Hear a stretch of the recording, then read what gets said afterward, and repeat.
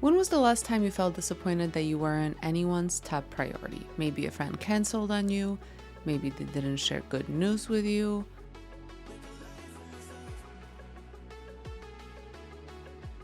Welcome back to All About Being Single. I'm Violeta, your host, and I'm here to share my lived experiences to hopefully help you navigate your single life. Let's do this, my single friend. So, last episode, we did a deep dive into talking about what it's like being single and not being anybody's top priority. And no, I'm not just discussing romantic relationships, because obviously, when you're single, you don't have that. But I mean, even your friendships. But here's the thing, it doesn't have to define you. And yes, I know how much it sucks. I know how disappointing it can be. But also, it can become your superpower. So let's talk about how to bring that around. I really want to discuss more examples of how we can show up for ourselves and be our own top priority. So just to reiterate, again, last time we talked about how your friends usually have a significant other, not usually, sometimes obviously they don't, but let's, talk about when you have a lot of coupled up friends. And especially the older you get, the more coupled up people are, because it's just kind of almost like the reality of life. People get coupled up. So they have their significant others, they have their other family, they have their children. And by other family, I do not mean a second life, although they also could have a second life.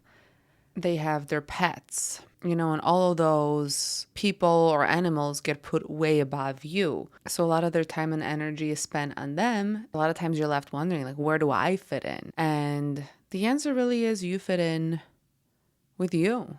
I think that can become your superpower, learning how to truly be happy on your own. I think a lot of people don't ever become truly happy on their own.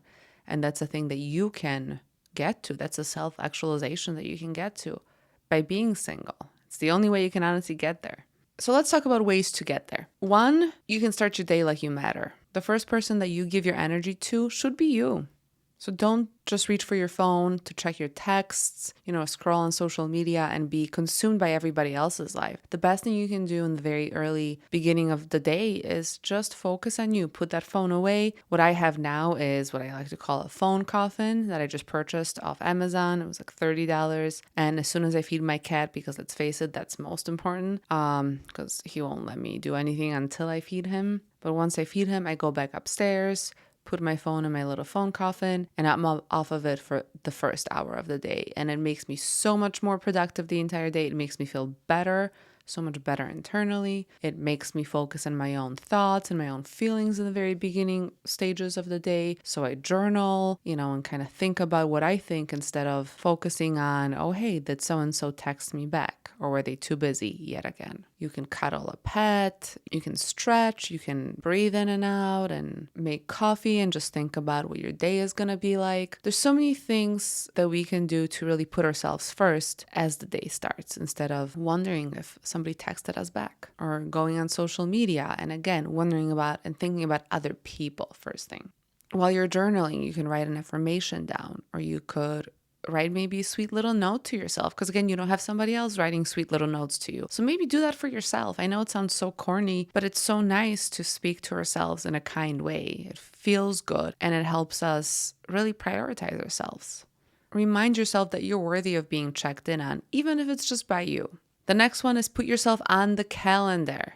So what I tend to do is at least once a month, I have like a date night to myself. And I don't necessarily know if it's like a date night, but basically I know that I will just go out by myself and have dinner by myself. Or I'll go on a solo trip where then I have a bunch of dinners and lunches and whatever else by myself. But I put that on the calendar. That's time designed for me. So think of it like when you're in a relationship, you usually schedule dates. Same thing, schedule those dates with yourself. Prioritize yourself and time with yourself.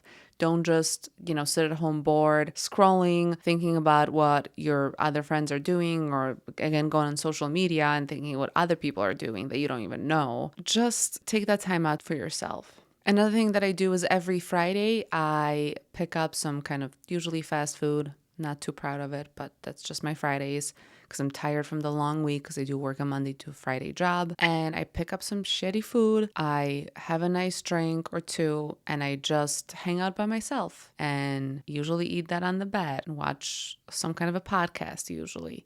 cuddle with my cat if he wants to. But I no longer even think about or worry about people asking me what I'm doing on a Friday night. I absolutely don't care. That's my thing. I just like to relax after a long week, and I just like to unwind and just do my own thing on Friday nights and not worry about anybody else in this entire world. So the next one is celebrate yourself first. So if something goes well in your life, and we talked about that in the very first single shorty episode, but basically when something goes right in your life, celebrate it by yourself first. So journal it, write it down in a note app on your phone, toast to it, dance to it. However you want to celebrate it, but celebrate it by yourself first. And then if you still feel like, hey, it'd be nice to maybe share that with a friend or somebody else, think of somebody that does prioritize you in some kind of a way. Maybe you're not their top priority, but at least somebody that does really take the time to check in with you. And maybe that's a go-to person who you can also celebrate it with. But first of all, just smile to yourself. Say something nice about it to yourself. Be proud of yourself. High five your cat. Okay, that one might be cheating a little bit because that's using somebody else, but you get the gist. You don't have to wait for somebody else's applause to validate your own wins. However, after you celebrate it, if you still feel like this is something that's worth sharing with other people, this is like a big win for me, then go ahead and maybe share it with somebody else in your life. Or if you're feeling up for it, I'm always down to hear you guys' stuff, and I'd love to feature it on a future episode. So go to allaboutbeingsingle.com and send us a nice little voice memo. Okay, this one is a big one for me because I used to get so upset when somebody would cancel. But when somebody cancels plans on you, reframe it as more of, okay, cool, this sucks, so accept it at first. This sucks. I was planning on having a good time with my friend or whoever, and I was really looking forward to it, but they canceled, and there's nothing I can do about the cancellation.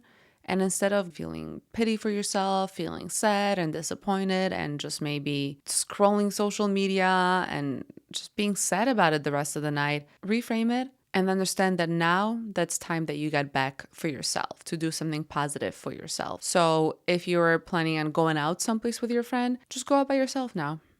If you're planning on going out to dinner, go out to dinner by yourself. So don't let them canceling on you prevent you from doing something fun that night. And I know in your 20s, if somebody cancels on you, you can probably call somebody else, and other people are usually available and you can still go out. So I'm coming at it from a 30-year-old perspective where I carve out time for my friends, sometimes months ahead of time. So if somebody cancels, that's the only plans with other people that I have for that night.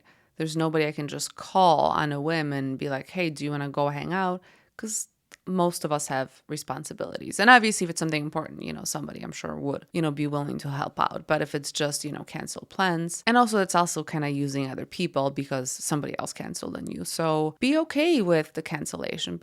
Sit with the feelings at first, obviously, and I know it used to hit me super hard when somebody would cancel me. I hated that. But now since I've gained so many hobbies, like if somebody cancels on me now, I'm always like, okay, perfect. This is time for me to work on my podcast right now.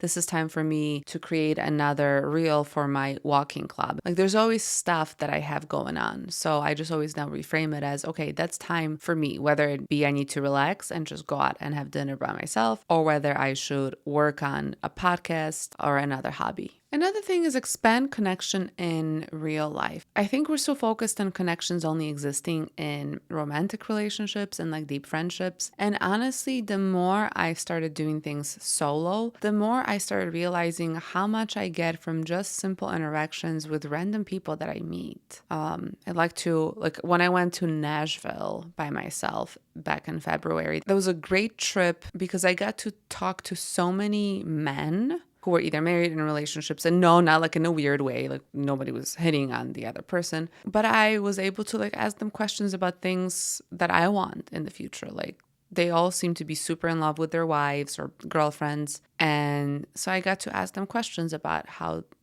why, what makes them be so in love with their people and how they knew that that person was their person. And I get so much joy out of like just these simple interactions with random people that I meet nowadays. So go out and do a solo dinner and sit at the bar and start a conversation with somebody who you see is sitting by themselves. And it doesn't have to be just for looking for a partner. I almost think it should be just for getting to know other people more so than finding a partner.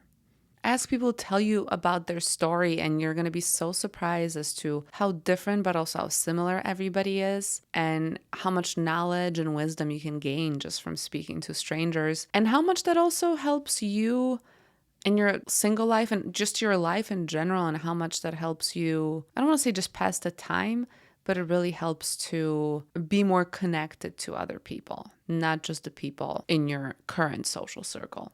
And then another one I would say is start a self-priority project. So give yourself something to grow with, whether it be maybe go get a new plant, maybe decide to DIY something in your house if you're able to, as in if that's your house or your condo. Maybe create a solo trip fund. Again, solo trips, always such a huge win. Always recommend them to everybody. Create a blog. I mean, start something that will help you channel some of the feelings that you're feeling, especially about not being prioritized. So make yourself a top priority, and make maybe a project a top priority for yourself, or a pet, make that a top priority. I think it becomes a tangible reminder of I'm putting myself first, and I'm putting my own hobbies and needs first. So it's okay if other people don't put me first. And now for the note to self. What would it look like if I truly treated myself as my top priority? Not just in theory, but also in practice. So think on that. Feel free to send in any of your answers. Go to allaboutbeingsingle.com and send in your recordings. I'd love to be able to feature them on a future episode. And you know the drill. Now we're going to dance a little bit. So either pause the episode, write out your answer to the note to self, or go ahead and dance with me, and then answer that question later on. Whatever you feel like doing, whatever your body's telling you to do right now. But let's move our bodies, let's reflect, let the question settle in.